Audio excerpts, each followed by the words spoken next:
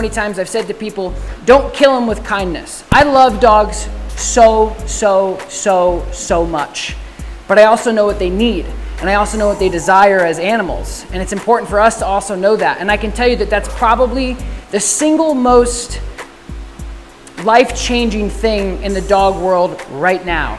Dogs are dying every single second that we're sitting here. A dog's getting hit with a needle, dying on the table, dead.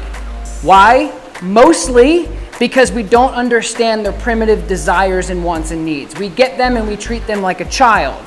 And I always tell people, love them like a child, right?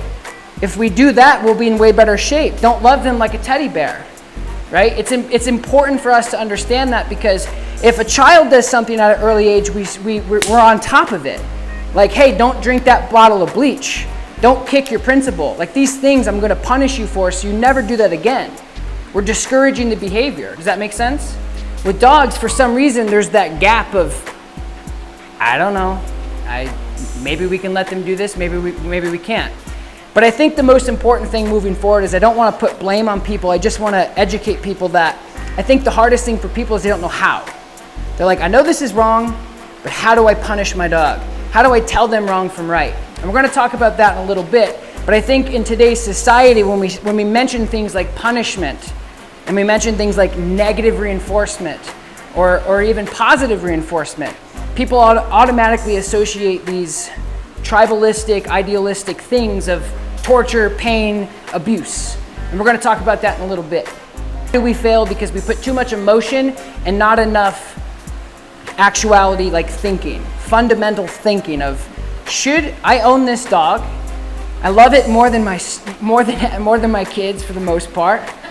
How do I become a better pet owner? How do I become a better dog owner? And it starts by just understanding what a dog is. That's the number one thing that a lot of people don't understand. One thing I really want to point out when I'm talking about anything with dogs across the board, no matter if it's here, out there, or in the future, everything that I say isn't applicable to every single dog. That's irresponsible and inhumane for me as a professional. So what I'm saying is you can go out and get a tiny little puppy and they're peeing on themselves and they're totally cool, and you can dress them up like a little hot dog and they're cool. But some dogs that just doesn't work out for. So I don't want you guys to think that you can't do some of these things with certain dogs, because you certainly can. It just depends on what you got. When people come in and we do a consultation, and they'll say, my last dog, my neighbor's dog, my mom's dog, my brother's dog, and I'm like, I do not care about any of those dogs right now. What we're talking about is what we have in front of us. So breed depending, if you have a dog, like I have a dog that in the car right now, she's 16 years old, and I got lucky with her. I tell people, you got lucky, good job, congratulations. You might not get that again. If you get a dog that just comes out of the gate perfect, no issues, you get lucky. If you get a dog with problems, then you're like, oh crap, I really took advantage of the last dog.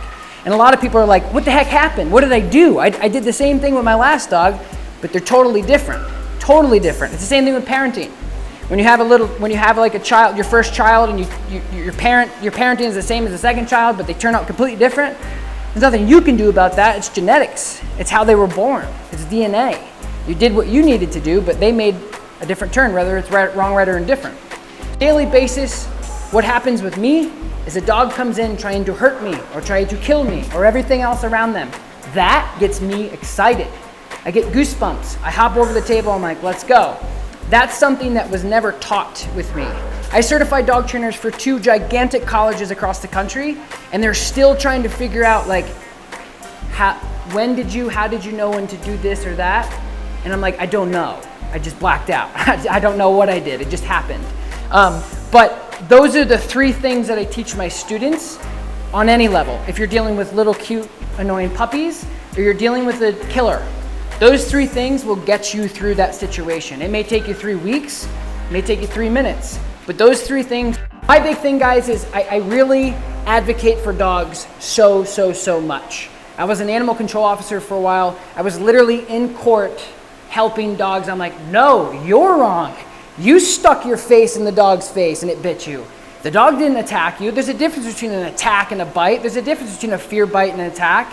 So this stuff I'm super passionate about, to just teach people what a dog is. And the No Bad Dogs program really cycles all that through to just teach people like we need to start educating ourselves and stop being disposable about dogs, because that's generally what we do. Oh, there's a problem, kill it, next. Oh, there's a problem, drop it off, next. Oh, there's a problem, send it away if they can't fix it, next. When really, it's not about the training. It's like, do you even know what a dog is at all? And so